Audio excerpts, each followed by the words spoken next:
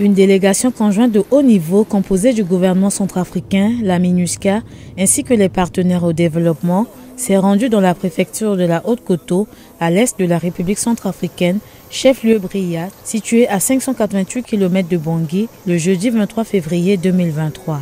La délégation était conduite par le Premier ministre chef du gouvernement Félix Moloua, accompagné de la représentante spéciale du secrétaire général des Nations Unies en République centrafricaine et chef de la MINUSCA, Valentine Rogwabiza.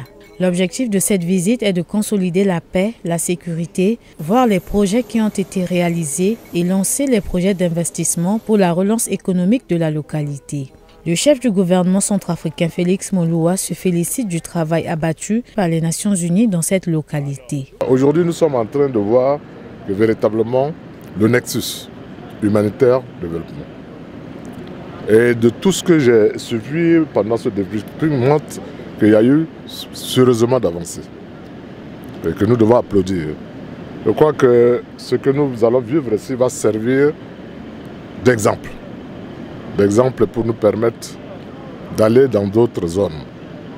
Et je voudrais aussi remercier la population qui nous a accueillis, qui nous a applaudis et dire que cette période de résilience doit se poursuivre. Vous voyez, là, c'est ce qu'on appelle le dividende de la paix. Et à la sécurité, automatiquement, nous pensons nous attaquons les sujets de développement, allant vers la stabilisation. Après une concertation avec les autorités locales, la délégation a rencontré les forces vives et les populations de Bria au stade municipal de la ville de Bria. Plusieurs interventions ont eu lieu sur les questions de sécurité et de la relance économique de la région. Le député de la circonscription de Bria 2, l'honorable Jacques Tafogo, se réjouit de la visite de cette délégation. Vous comprenez que la ville de Bria a été durement touchée pendant les événements et que la population était très affectée. Et si aujourd'hui les plaintes de ces populations sont écoutées par le gouvernement et nos partenaires qui ont voulu venir massivement à Bria pour pouvoir écouter les différentes couches pour apporter des solutions aux problèmes de la population, je pense que c'est un sentiment de satisfaction pour cette mission. La délégation conduite par le chef du gouvernement centrafricain, accompagnée de la représentante spéciale du secrétaire général de l'ONU en République centrafricaine, Valentine Rogwabiza, et sa suite se sont rendus sur le site du projet intégré TENA de TENA, autrement dit main dans la main, de réduction de la violence communautaire au quartier Amameu, où ils ont eu des échanges avec les bénéficiaires. Tous ont pu mesurer et apprécier l'ampleur ainsi que l'impact positif des activités menées dans ce cadre. Ngatia Tomo Salomon, alias Atakoli, un des bénéficiaires et superviseurs de la filière élevage, explique l'impact positif de leurs activités dans la communauté.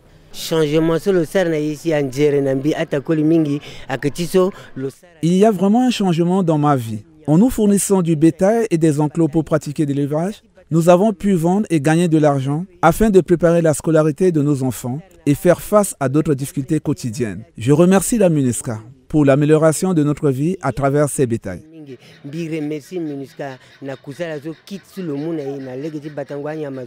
La chef de la MINUSCA qui avait effectué une visite au chef-lieu de la préfecture de la Haute-Koto il y a 9 mois pour lancer le plan intégré de la stratégie de protection des civils du bureau du secteur Est, a noté avec satisfaction les progrès enregistrés, y compris sur le plan sécuritaire. Elle a salué le retour de la paix, précisant que cela a été possible non seulement grâce à l'action conjointe des forces de sécurité et de défense nationales et des forces de la MINUSCA, mais aussi aux efforts des populations.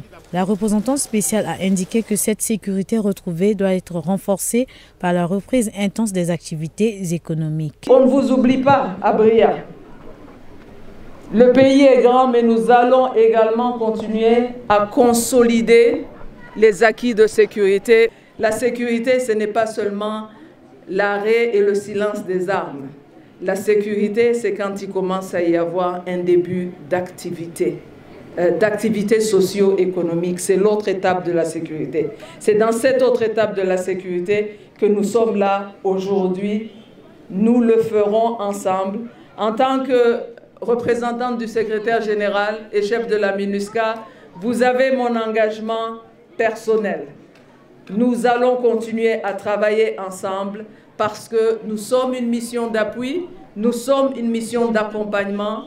Le gouvernement garde le leadership, le gouvernement nous montre où sont les priorités et nous accompagnons le gouvernement. Nous discutons de ces priorités avec le gouvernement. La sécurité, indispensable, a aussi été au centre de l'allocution du Premier ministre Félix Mouloua.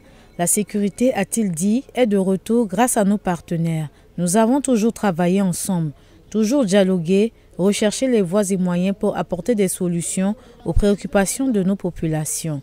Une coopération toujours agissante et orientée vers les résultats dont il se réjouit. Tout en reconnaissant que les défis sont nombreux, il a aussi annoncé que la coopération avec la MINUSCA et les autres partenaires va continuer. À cet égard, il a mis l'accent sur l'importance de la paix de retour dans la Haute-Koto. Ce n'est qu'ensemble que nous pourrons relever ces défis. Dans ce contexte de multiples défis, et nous allons continuer de travailler ensemble. En tout cas, c'est de tout cœur.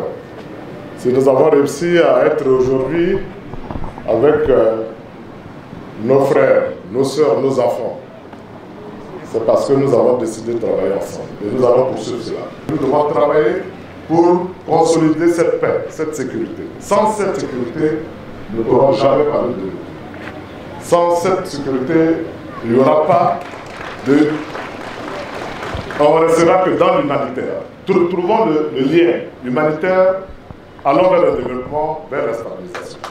Le représentant résident du PNUD, Jean-Luc Stallone, a lui aussi parlé de stabilisation et de développement.